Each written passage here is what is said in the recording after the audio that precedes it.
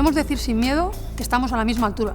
Comprometernos con la equidad, el respeto a la diversidad y la igualdad de oportunidades es fundamental en la vida, porque con la igualdad no se juega.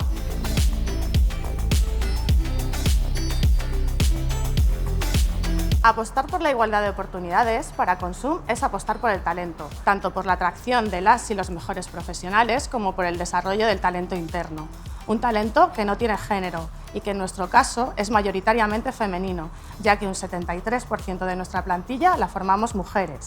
Tras 12 años desarrollando planes de igualdad, los resultados hablan por sí solos. Incremento del compromiso de los trabajadores, mejora del clima laboral, factor importante en la incorporación y retención del talento y mejora de indicadors de gestión como la rotación, el absentismo i la productivitat. Ha dit que un 73% de la plantilla són dones? Ara sí que estic més orgullosa de ser sòcia.